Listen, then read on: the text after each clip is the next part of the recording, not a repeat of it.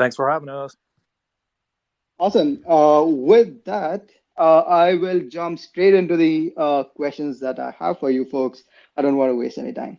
I'll start with Austin. Austin, you are, of course, one of the most prominent builders. So if I'm a builder today, and I've just opened up my Visual Studio Code, I just started to write a few lines of code, how do I judge whether or not I'm building a public good? What are the parameters to evaluate this question? How do I think about this? What are the mental models? Oh man, that's a good question. I thought you were going to say how you get started building, and I was going to say speedrun Ethereum. But getting started building public good and how to classify that, I feel like that might be more of an Owocki question. Owocki has a better way to describe public goods than I do and categorize. Sure, Kevin, do you want to jump in on this? What is a public good? All right. Well, I think if you're a builder in the Web3 space, you should definitely speedrun Ethereum at speedrunethereum.com. Thanks, Austin, for that volley. A public good is a good that is non-excludable or is non-rivalrous. So basically that means that I can't be excluded from consuming it. And the fact that Austin consumes it doesn't stop me from consuming it. So Gitcoin's focused on open source software sustainability, and basically digital open source software is a public good. Austin can speedrun Ethereum, and I can speedrun Ethereum, and it's non-rivalrous. We can all consume the good that is that open source software. So open source software, there's a study done in 2014. It provides $400 billion per year in economic value to the world. This is before crypto coins were really a thing, so the number is surely higher now. But because the software code is available for free, it's non-excludable, non-rivalrous, it's a public good. People can't make money off of building open source software. So you've got $400 billion per year in economic value that's created by open source and no business model for the people who are building it, which is a recipe for burnout among the maintainers and abandoned packages in an insecure digital infrastructure. And basically what we're trying to do is build business models for public goods, including open source software in the Web3 space, and correct that asymmetry between value creation and value captured. So yeah, that's kind of my take on public goods. So TLDR, if I was building anything that was open source, it would already be a public good. Yeah. But to lean into that even more, what we're trying to build is like coordination games that lead to behaviors that lead to better public goods funding. And if you're building all of those things, then it's like a big multiplier, I think. Totally. Hey, Austin, is speedrunethereum.com, is that open source? Definitely. I don't know if there's a link to the code right on Speedrun Ethereum, but we've really shielded Speedrun Ethereum solid on this episode so far. Yep. Well, what I think is cool is that when you go to speedrunethereum.com and you speedrun Ethereum, you put the builder into a funnel where they're building the next iteration of speedrun Ethereum. So it's like a meta speedrun Ethereum game. And it's all open source and it's all public good. It's a public good for the space to be onboarding more developers into the space. And that's why I think speedrun Ethereum is my example public good for this talk. Wow. We can't stop talking about speedrun Ethereum, can we? That's super awesome. Thank you so much, Kevin, for diving into those specifics. So broadly, we are looking at open source and giving a business model to open source. I have a follow-up question. Like when you are building Gitcoin and trying to implement various forms of public goods funding, what are the biggest challenges? What are the biggest unknowns? And what are you trying to improve in the process of public goods funding itself? Yeah, I mean, I think the biggest barrier that we have is that this doesn't really look like an investable asset class to many investors. I think a lot of people have been spoiled by Ponzi-nomics and 100x gains. And so the capital flows tend to go towards these degen projects right now when what actually has impact on the world and is going to actually build the space is things that are building public goods and things that are more regen. So just helping people unlearn the old Wall Street style financial system and helping them learn that in the Web3 space, we're actually trying to be long-term greedy, which just means basically like make a profit and do good, but we don't have to have like short-term degen 1000x gains, and just like attracting capital to that kind of mindset, I think is like the biggest uphill battle, which is why I'm just so thankful that Austin and Karl are my partners in crime and sort of memeing regen Web3 and public goods into existence, and to you for having this Twitter Spaces where we can kind of talk about those narratives, unlearn the more Ponzi way of doing things, and learn the more regen way of doing things. So there's lots of little challenges with running a startup, but I think like creating this cultural movement where people understand that these are actually things that are going to be good for the world and good for people who are involved in them is the hardest part. Got it. Got it. And at this point, I also want to pull in Carl because we're talking about capital. And optimism focuses a lot on retroactive funding. So, Carl, can you walk us through what is the source of capital that retroactive funding is going to use to fund public goods? Where's that money coming in from? Great question, and it relates to making public goods more investable and making people want to build them. So Optimism is a layer 2 blockchain where the transaction fees, they go directly to funding public goods. And these transaction fees come from just congestion on the network. They come from, arbitrage. They come from like all of the things that you relate to where Ethereum gets its transaction fees. Those sorts of things are, can carry over to layer 2. And we can use those transaction fees to fund public goods. And we're funding public goods retroactively. What this means is that we are giving to the builders who created the software and the public good already, so that in the future, when someone is deciding, am I going to make a private good or am I going to make a public good, they opt for the public good because it's actually more profitable, because they know lots of people are using this, transacting on, Optimism, and boom, now there's a huge amount of capital that can be allocated, and I want to, build for this public good so that I can receive these rewards. Like we want, as Kevin said, we want to be long-term greedy, and even we kind of want the long-term greediness to result in short-term greediness, which is for the public good as well, right? We want to make these incentive systems reward public goods, and that is what Optimism is doing. Awesome. Thanks for those details. I want to make sure that I absolutely get this right. So if I may draw a parallel with Ethereum itself. So there's this gas price, and all of that gas price right now is going to miners. You're saying all of that gas price is kind of now being funneled into public goods funding. Is that a fair rephrasing? That's it. Very, very simple. We were just like, wow. We give a lot of money to Ethereum miners. We should spare some of those, some of that ETH and give it to public goods. Got it. Couple of technical details that I would want to go into as well. So why do you think Ethereum did not go down this route, especially with 1559, and we're like burning out the base fees? Why did we as a community decide that we're going to burn that and not put it into something like a retroactive funding?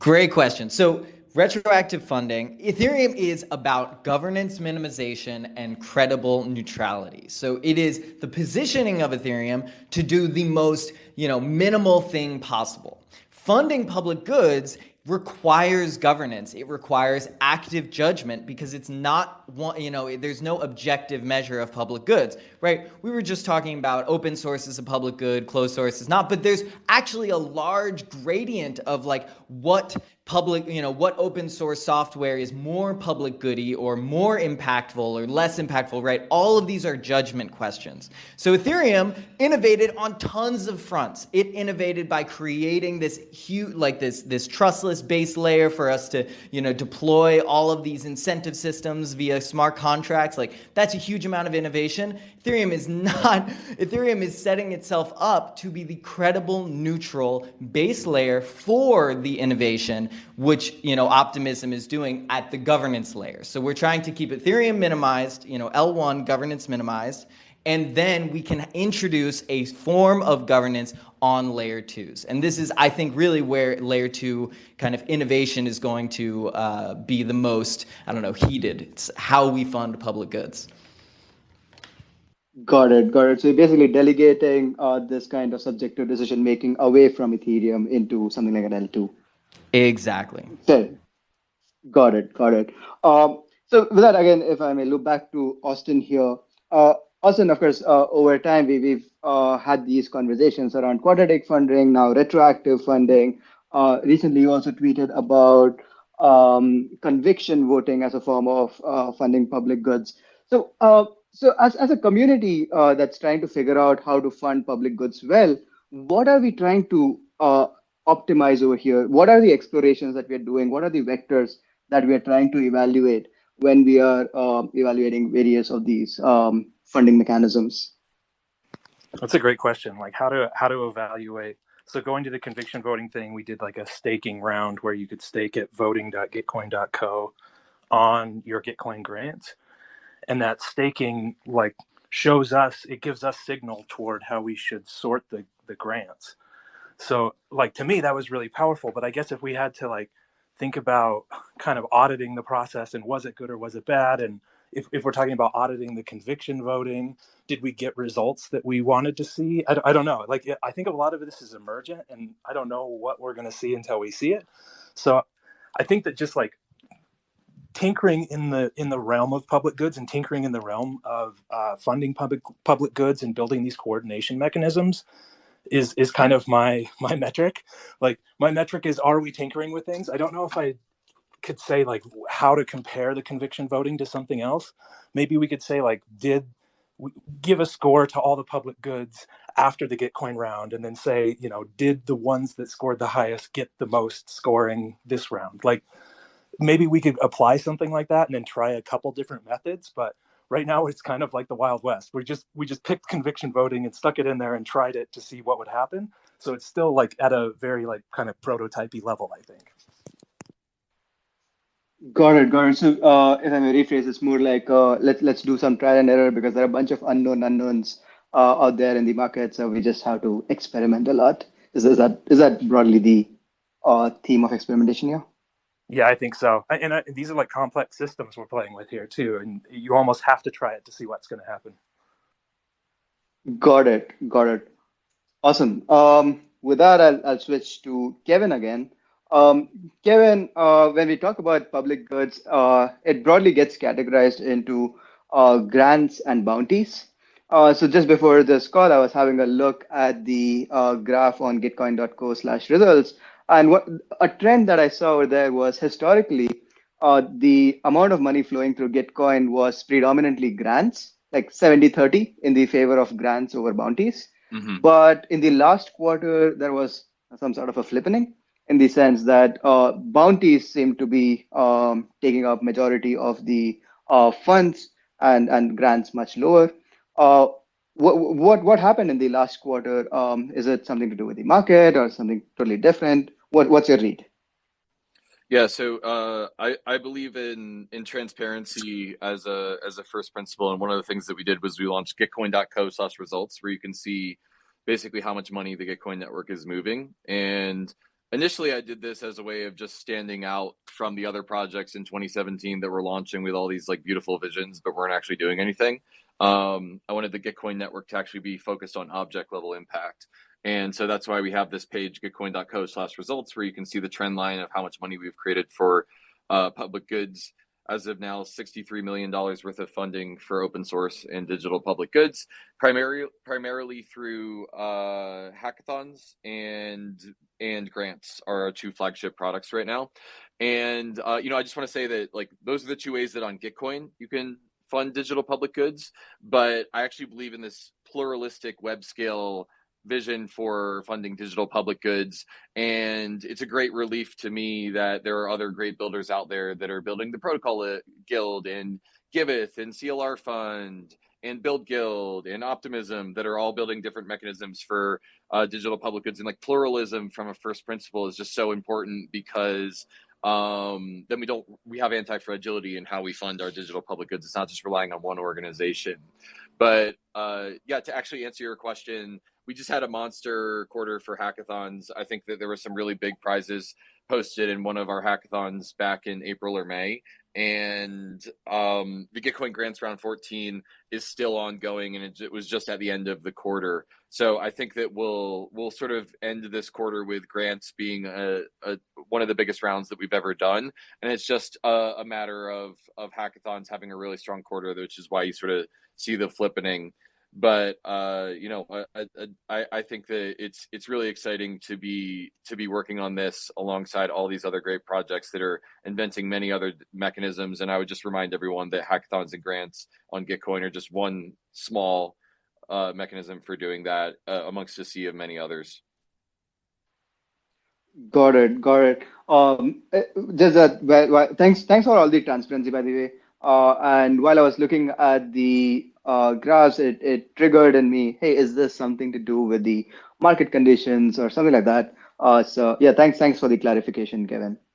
And talking about the market conditions, I have a question for Carl.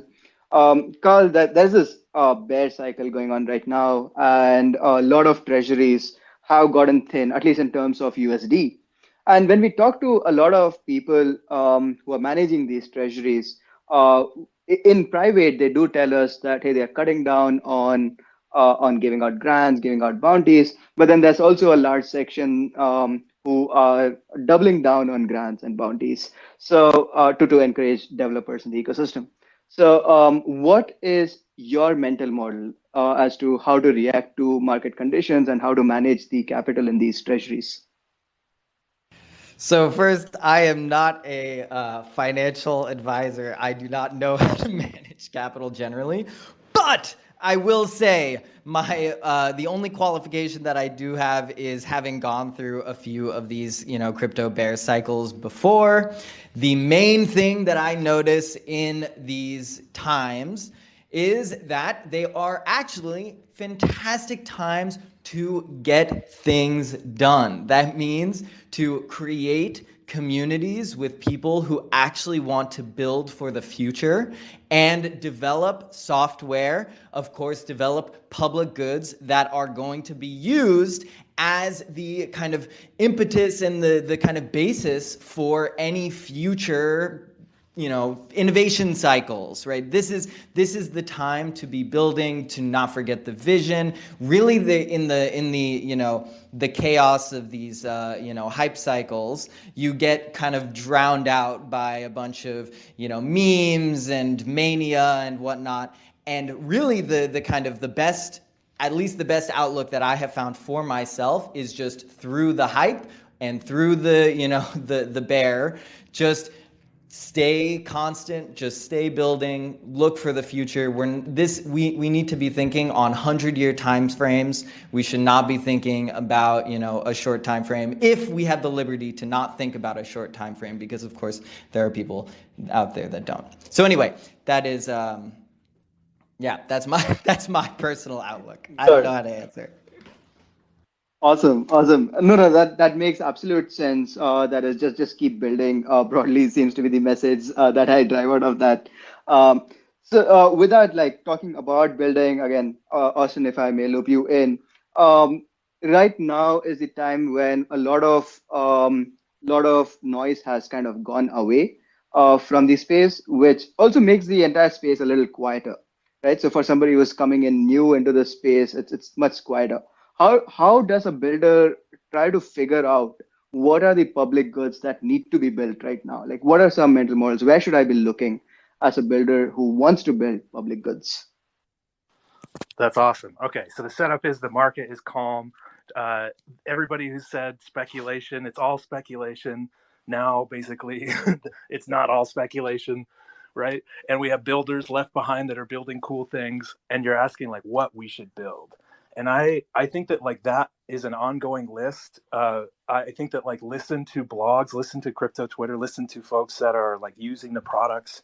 I'm always listening to Karl, and if I get a chance, Vitalik, to hear what they're like kind of wanting to see within these governance experiments. And then I'm thinking through like what those tools might look like. As soon as Vitalik says soulbound NFT, we've got like 3 different versions of soulbound NFTs and minting websites people can fork and stuff like that. So I feel like listening to the folks now that it's quiet, you're right, it'll be easier to hear the right voices, but find those voices on crypto Twitter and on their websites and forums and governance forums and stuff, and just listen to where their pain points are, listen to what they're trying to build. Kind of it's different as builders, we're putting it into code, right? But when you hear, we want to figure out how to make an NFT that goes to just the people who are particularly interested in seeing how the system works better and making the system work better, and not to speculators. So even our job there is getting a little easier. But you listen to those things and then you figure out like what tools might be useful. Soulbound NFTs, okay, now maybe we have to make that NFT like delegatable or something like that. So let's play around with that. Let's play around with a dashboard and what that might look like. So yeah, I guess long story short, just listening to the gigabrains on Twitter and following the right folks and listening to the right voices and hearing kind of what their pain points are and what they're excited about and what they want to see tested, and then applying that back to code. Got it. And you are one of those gigabrains. So what would you be telling a lot of the young builders here in this space today? Well, I mean, like the public goods and the grants are awesome. Like when we think of like public goods funding, I'm not thinking like I'm gonna get. You guys did do some local government stuff, but I'm not going to get my local government going. I'm zooming in on like open source. I'm zooming in on public goods funding itself, like kind of the meta game of funding public goods that fund public goods. Like with Build Guild, we're kind of like building our token streams to each builder. And with Moonshot Collective, it felt a lot like we're building the tool that we need to fund people. As we have developers we need to pay, we're like, okay, we need these streams. They need to be a withdraw pattern because sometimes they check in and out. Maybe we need a baby multi-sig and a big multi-sig. So yeah, like multi-sigs, DAO tooling. A lot of DAO tooling right now is just around like address lists, like being able to move address lists around from product to product and making that easy to like parse. And I don't know, what else? What other tools are we building right now? Like the conviction voting stuff is really cool. Getting a group of token holders to vote towards something and then applying some kind of different filtering or quadratic dampening or something to that, and getting those results and publishing them and showing them off and iterating. Awesome. If I may ask Karl and Kevin also to chip in, like what are some of the public goods that you would want to see being built out there by young builders? Okay. I'll go for it. Well, one thing is, I think that we may undervalue the power of the driving force of Web3 as being this kind of online collaboration and coordination. So things that allow us to connect with other builders more easily, that is a really impactful, I think, public good. For instance, I mean, just to get even like another meta public good is like creating places where you can go to find good ideas for projects to work on, and then, maybe connect with various people to build on those. And of course, like, I don't know the exact details of what these things look like, but that is like the driving force, I think, for innovation in our space, is like connecting with people online that you've really never met before, and then building really cool open source software. So collaboration. Got some kind of an idea tank where people come together. Yeah, sorry, Kevin, please go on. Yeah, I was going to say, so I think that one of the important things about Gitcoin is that it doesn't matter what me as the founder or co-founder of Gitcoin thinks are the best public goods. Our goal with Gitcoin is to build a channel for greater combinations of strength and intelligence to come together. And that channel is credibly neutral to my own values and what public goods I think are important. So basically, every quarter we have 700,000 transactions, which are a signal for what community public goods are valuable.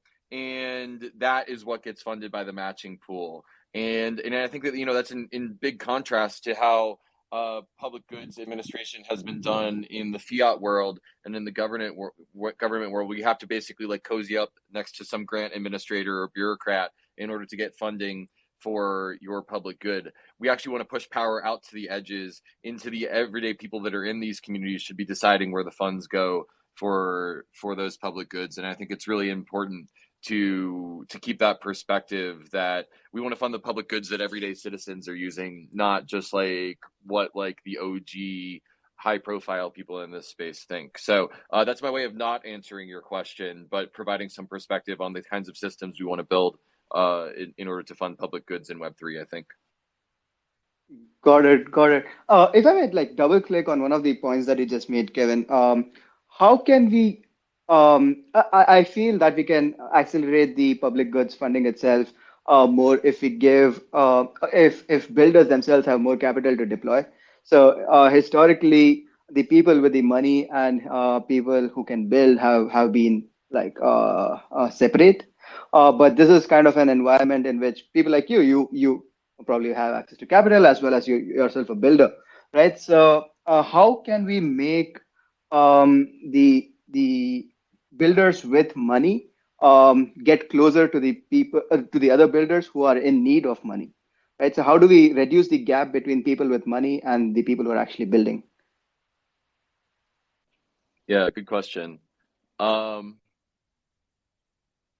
Well, I do think that one cool thing about this space is how meta it is. We're building the internet of money, and we can now program our values into our money. So I think it's a question of building mechanisms that can do that, right?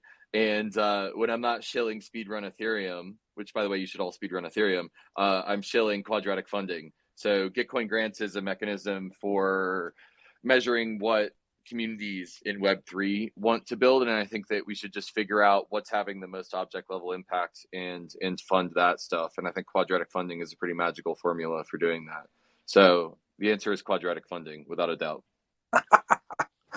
Just building the tools. Like, let's figure out where we can, like, instead of us saying we should build this exact thing, let's build the tools that analyze whether or not a specific formula for sorting votes worked or not, and experiment in that area. Just build lots of things and try them and see how it works, and evaluate them objectively instead of subjectively. Us talking on a podcast isn't going to get it built. One interesting note, by the way, I think, is that one piece of missing infrastructure that makes it hard to judge what people think and what people want is inadequate identity software. And the basically, I want to know what people want and then build for those people. But we have this really hard time understanding who is a person and who is a Sibler, or who is this, what is this project, what that project wants, and actually like communicating that, especially in our decentralized context where everyone is this 20-byte address. So I do think that they're in that meta problem of everyone is voting with their money on what we should be funding. I do think that there is a important issue where we need to give individual human beings identities so that we can go beyond just kind of token votes and move into a kind of more democratic and more inclusive system. Anyway. Got it. Yep. Absolutely. Thank you so much for that addition. Kevin, I want to go back to you on Gitcoin. Gitcoin, of course, has been talking a lot, or you have been talking a lot about Gitcoin 2.0, which is a protocol for enabling grants. So what I wanted to understand, probably for the betterment of the builders in the audience as well, is if I'm thinking about a protocol, how do I also think about value capture in the short term, in the long term? How is Gitcoin 2.0 going to capture the value that it's creating massive value in the ecosystem? How is the protocol and the stakeholders in the Gitcoin ecosystem going to capture value that's going to be created? Yeah, so Gitcoin Grants 2.0 is in the process of being launched. Basically, the idea is to take the centralized and monolithic platform that I built back in 2018. I was so dumb back then. Why did I build it centralized? And build it decentralized and modular. And this allows us to take advantage of money Legos, and it allows us to basically, people can build on top of the modular components and build out the system, which is, just such a nice breath of fresh air, because for the last 3 years, we've had to like do bug reports and like PRs out of the main Gitcoin repo. And it's just like not an efficient way of working in when you're building in public. And also it offers us credible neutrality it's provable that the votes that are put into the QF system are what's creating the outcome in where the matching funds are going. And I think that credible neutrality is pretty crucial. There are no plans to capture value at this time. GTC was intended to be a governance token with no economic value. And I think that we will see that GTC has utility, so basically a way of governing Gitcoin DAO. But I don't think that there's any plans to like actually capture value or turn it like to turn it in that direction at this time. So it's for us, it's about utility of the network, and we'll leave it to investment DAOs to figure out how to capture value with their tokens. Perfect. Thank you so much. With that, this is going to be the last question that I have for the panelists. And so if anybody in the audience has a question, please be prepared. Karl, a question for you, building on what Kevin just mentioned about the investment DAOs kind of trying to figure out where to capture value. So if I'm a builder today, so I suddenly have three or four options on the table as to how to evaluate my business model. Right, so I now have this retroactive funding. Then I have, just charging the users, maybe some crypto economic model, and so on. So how big can public goods funding or retroactive funding get? Like how much value do you? How do I evaluate the question of how large can this get in terms of the value that I end up capturing as a builder who is ambitious and entrepreneurial in nature? Great question. So in the near term, right, our industry is relatively small compared to what the potential of what we are building is. However, I'm an optimist. If you ask me, I will say that the way to maximize your profit in the long term is by maximizing your impact and your long-term impact. This is the future that I want to see. This is a future where I think where most people want to see. I think we want to align positive impact on the world, on each other, with profit motives. We want to eliminate things where you create a very profitable company and you end up extracting, at other people's detriment. That is bad. So if we're talking about in the very near term, you want to maximize your profit. Maybe you create a, closed source extractive protocol, kind of like what we see in Web 2. That is totally a reasonable thing. And, albeit I think, in my opinion, short-sighted. But if we want to create a long-term profit maximizing venture for both us, the individuals, and the constituents, the kind of communities that we are in, then we should maximize our impact. So I wouldn't think about it as like, is there a market cap that a public good can reach before it just doesn't make economic sense? I think that it's different. The kind of question is a little bit different because that's assuming this model where you have like one funder of the public good, and then you have all of these, the public good projects that are all competing for that money. I think it's different. I think this is more of a macroeconomic shift where we start realigning incentives through the plural incentive structures that we are creating with, Gitcoin, with all of these different projects. And so that I would say that like the market cap for public goods projects is sky high. Like I don't have any doubt there. In the, assuming an optimistic future. Assuming an optimistic future. Stay optimistic. Of Of course, of course. Hey, so with that, we have about 7 minutes, which might be good for maybe a couple of questions. So I will pull up first SPS. I'm pulling on SPS, SPS. If you get an invite, please accept the invite to speak. Awesome. SPS is here. SPS, please unmute your mic and ask a question. Yeah, thanks for allowing me. It's a very elementary question. I have just started learning Web3 and Solidity smart contracts.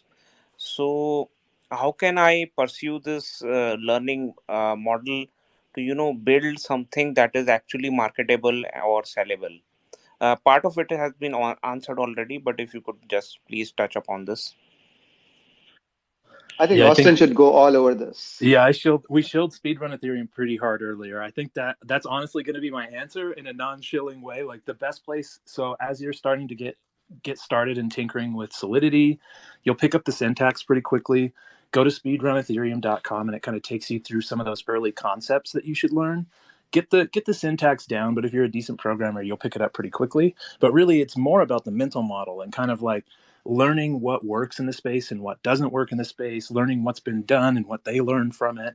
So there's a lot of just like building and getting in the kind of just like the mode of shipping little small prototypes and talking about them. So go to Speedrun Ethereum and you'll go through things like building a staking app and building a token vendor and building a DEX and building a multi-sig. And these things teach you about what Ethereum superpowers are. And they kind of, you learn the gotchas along the way too. And then I don't know. I have a big thread on this. A lot of people have a big thread on this, but there's a lot of like next steps.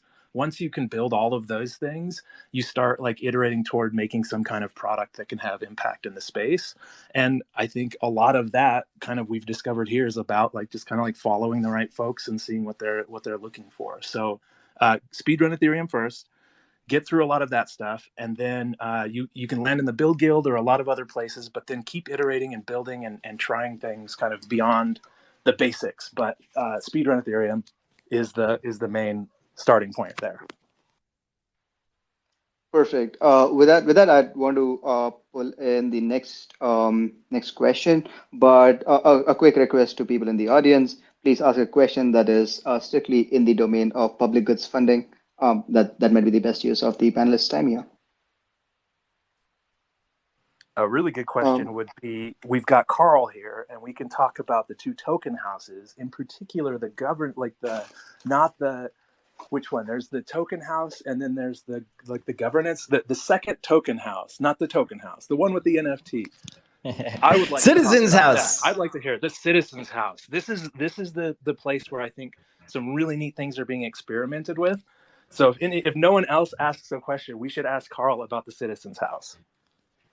Okay, I will. Karl, all right, I accept. Okay, so the Citizens House. What is the Citizens House, right? Token governance. I alluded to this earlier when I started talking about identity.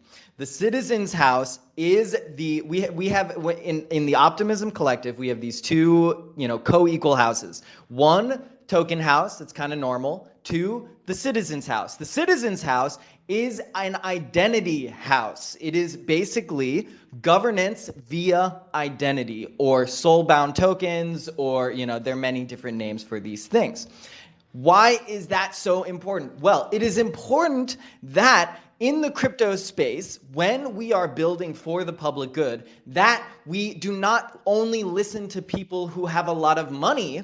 We are not building, that's not the public. The public, in my opinion, is not the people with the most money. The public are the people that are human beings, at least right now. Maybe we'll have some sentient other beings that we get in the future. But for now, it's human beings.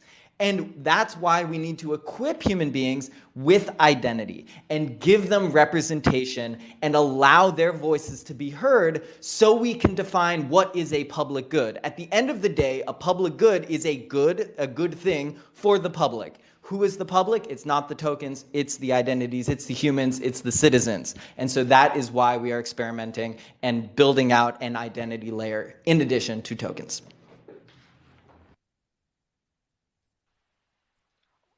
Austin, I'll let you ask any follow-up questions if you have. This is going to get really deep.